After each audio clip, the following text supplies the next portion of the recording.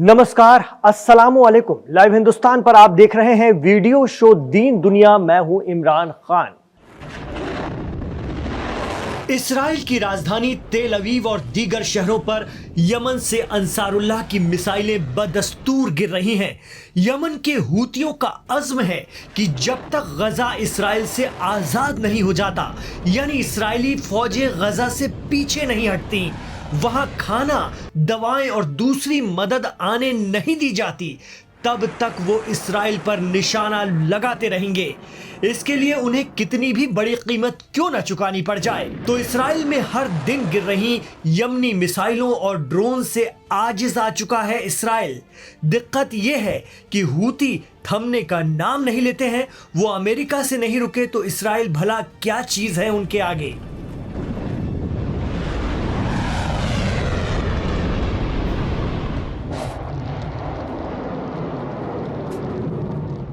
इतना ही नहीं, लाल सागर या रेड सी पर भी हूती इस्राइली और इस्राइल समर्थक देशों के जहाजों को निशाना बना चुके हैं।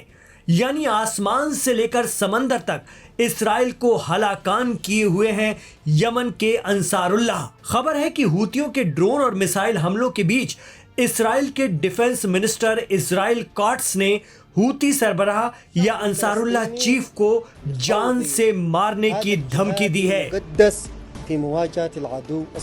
इस्राइली मिनिस्टर ने हूती जंगजुओं के leader Abdul Malik Badruddin al Houthi को धमकी देते हुए कहा है कि जल्दी ही तुम्हारा नंबर आएगा। इससे पहले 28 अगस्त को इस्राइल ने यमन में हवाई हमला करते हुए हूती सरकार के प्राइम मिनिस्टर अहमद अल रहावी और कई अहम मेंबर्स को मार दिया था। लेकिन अंसारुल्लाह ने उनकी नमाजे जनाजा पढ़ी और फिर लगे इस्राइल को गजा में हमला करने से रोकने।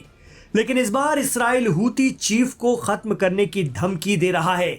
इस्राइल के डिफेंस मिनिस्टर कॉट्स ने एक्स पर लिखा, अब्दुल मलिक अल हूती, तुम्हारा वक्त भी आएगा, तुम्हें अपनी सरकार के दूसरे लोगों के पास भेजा जाएगा।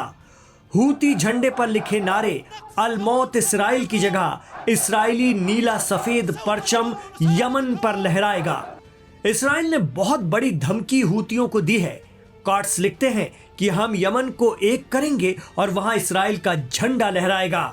एक्सपर्ट कहते हैं कि इस्राइल अपने से 2000 किलोमीटर दूर यमन को अपने अंडर लेने की कोशिश में है। क्या ये इस्राइल का ख्वाब है? जबकि यमन के एक हिस्से की सरकार तो सऊदी से चलती है, जिसका नेतृत्व अब्दुल रब मंसूर हादी करते हैं, जबकि राजधानी सना समेत एक बड़े हिस्से पर 2014 से अंसारुल्लाह का कंट्रोल है। तो क्या हूतियों को खत्म कर इस्राइल सऊदी के पड़ोसी यमन को भी अपना बनाने की कोशिश में है? ये बड़ा सवाल है। हालांकि अंसारुल्लाह ने जब अमेरिका को पानी पिला दिया तो इस्राइल से तो वो 2 साल से जंग में हैं और आज भी लड़ रहे हैं। जिन अब्दुल मलिक बदरुद्दीन अल हूती को खत्म करने की धमकी इस्राइल ने दी है, वो हूती आंदोलन के संस्थापक हुसैन अल हूती के भाई हैं। साल 2004 में अपने भाई की मौत के बाद अब्दुल मलिक अल हूती ने संगठन की कमान संभाली। साल 2015 में यमन के अंसारुल्लाह ने यमन की सरकार को उखाड़ फेंका और राजधानी सना समेत बड़े इलाके पर कंट्रोल हासिल कर लिया। इस संघर्ष में मलिक ने एक लीडर और कमांडर के तौर पर अपनी बड़ी पहचान बना ली। जिन अब्दुल मलिक अल हूती को इस्राइल अब टारगेट करने की बात कर रहा है, वो बरसों से रूपोश हैं, यानी किसी गुप्त स्थान पर हैं। उन्हें बरसों से किसी ने रूबरू नहीं देखा। बस वक्त वक्त पर उनका वीडियो पैगाम आता है और उन्हें सुनने राजधानी सना से लेकर यमन के हर शहर में लाखों लोग जुटते हैं। अब्दुल मलिक के बारे में मशहूर है कि वो कभी भी लंबे वक्त तक एक जगह पर नहीं ठहरते हैं, बार बार एक से दूसरे लोकेशन पर जाते रहते हैं। वो ना तो मीडिया को इंटरव्यू देते हैं, ना ही सार्वजनिक कार्यक्रमों में हिस्सा लेते हैं। यहां तक कि उनके लोगों को भी मलिक की सही जानकारी नहीं होती है। अब्दुल मलिक के वक्त में हूतियों की ताकत लगातार बढ़ी है। अंसारुल्लाह मिलिट्री ने खास तौर से लाल सागर में न सिर्फ इस्राइल बल्कि अमेरिका और उसके सहयोगियों को तगड़ी चुनौती दी है। कुछ मौकों पर हूतियों की मिसाइल इस्राइल तक पहुंचने में कामयाब हुई हैं। इसने इस्राइल की फिक्र को बढ़ाया है। इस्राइल और अमेरिका ने कई मौकों पर यमन में बमबारी की है। इसके बावजूद अंसारुल्लाह की ताकत बरकरार है। इससे यमन के एक बड़े तबके में अब्दुल मलिक अल हूती की अच्छी पकड़ है। यमन की हूती या अंसारुल्लाह क़यादत की टारगेट किलिंग करना इसराइल के बूते से भी बाहर है। इसकी कुछ वजह एक्सपर्ट बताते हैं। वो कहते हैं कि यमन के अंसारुल्लाह लड़ाके कोड वर्ड में बात करते हैं, जिसके कारण उनकी गतिविधियों को मोसाद या CIA के अधिकारी आसानी से पकड़ नहीं पाते। यही वजह है कि इसराइल पूरी तैयारी के बावजूद हूतियों के बड़े लीडर पर अटैक नहीं कर पाता है। जानकार बताते हैं कि यमन के अंसारुल्लाह ने अपने ओहदों और जिम्मेदारियों को इस खुफिया तरीके से डिस्ट्रीब्यूट किया है कि इसराइल अमेरिका की खुफिया एजेंसियों को ये नहीं पता चल पाता कि कौन किस पद पर है। हूती लीडरशिप में सिर्फ 3 लोग ही नजर आते हैं। एक है Houthi chief Abdul Malik al Houthi, जो रूपोश रहते हैं, सिर्फ वीडियो पैगाम के जरिए ही अपनी बात कहते हैं। दूसरे हैं यहिया सारी, जो हूती मिलिट्री के तर्जुमान या प्रवक्ता हैं। वो या तो यमन के सरकारी मीडिया पर दिखते हैं या कभी सना की सड़कों पर, लेकिन अक्सर वो पर्दे के पीछे से ऑपरेशन अंजाम देते हैं। इसके अलावा मेहंदी अल मश्त हैं, जो यमन की सरकार में प्रेसिडेंट हैं। इन 3 लोगों के अलावा बाकी कौन कहां किस तरह की जिम्मेदारी निभा रहा है, ये कोई नहीं जानता। यही वजह है कि इसराइल की खुफिया एजेंसियां यहां गच्चा खा जाती हैं। जब कोई नाम या शख्स सामने है ही नहीं तो टारगेट किलिंग किसकी हो, ये बड़ी दुविधा होती है।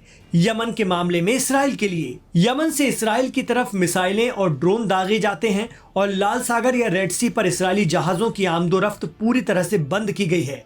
लेकिन इस तरह की कारकर्दगी को अंजाम देने वाले यमन के अंसारुल्लाह के कौन कौन जिम्मेदारान हैं, ये किसी को पता नहीं चल पाता। पिछले दिनों सोशल मीडिया के जरिए एक बार फिर यमन में अंसारुल्लाह के chief Syed Abdul Malik Badruddin al Houthi का बयान आया था। उन्होंने प्रेसिडेंट ट्रंप का नाम लिए बगैर कहा कि यमन के अंसारुल्लाह भले ही बिखर जाएं, हवा में जर्रा जर्रा हो जाएं, मिट जाएं, ये हमारे लिए इज्जत व वकार की बात होगी। ये हमें ज्यादा पसंद है बनिस्बत उनके जो मुजरिम हैं गजा के, उनके आगे झुकना। हम गवारा नहीं करेंगे जुल्म करने वालों और अहंकारियों के सामने सरेंडर करना। इस दुनिया में तो कभी नहीं, कभी भी नहीं। पिछले दिनों अरब मुल्कों को भी हौसियों ने फिर समझाया है कि हमें अपने देश की हिफाजत के लिए किसी की परमिशन की जरूरत नहीं है। आपको बता दें कि अरब खित्ते के अमेरिका और इसराइल हिमायती मुल्कों के साथ यमन के अंसारुल्लाह का 36 का आंकड़ा है। खासकर पड़ोसी सऊदी को तो वो बिल्कुल भी पसंद नहीं करते हैं। इसकी वजह भी है कि यमन के एक हिस्से की निर्वासित अब्दुल रब मंसूर हादी सरकार सऊदी से ही चलती है। कहा तो ये भी जाता है कि यमन में हूतियों के खात्मे के लिए ही सऊदी ने इस बार पाकिस्तान से हाथ मिलाया है।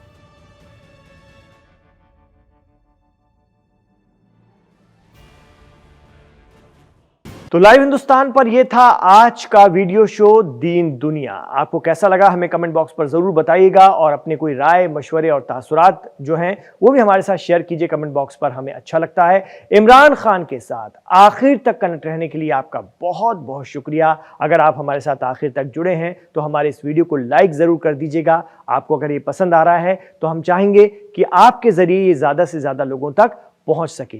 वो तब होगा जब आप इसे लाइक कर देंगे और हमारे चैनल लाइव हिंदुस्तान को सब्सक्राइब करना बिल्कुल भी नहीं भूलिएगा, क्योंकि इसमें आपको मिलते हैं हर रोज दीन दुनिया के ताजा वीडियो। बहुत शुक्रिया, अपना ख्याल रखिएगा। रमजान का बाबरकत महीना चल रहा है, अपनी इबादतों में, अपनी दुआओं में हमें भी शामिल कर लीजिएगा, हमें भी याद रखिएगा।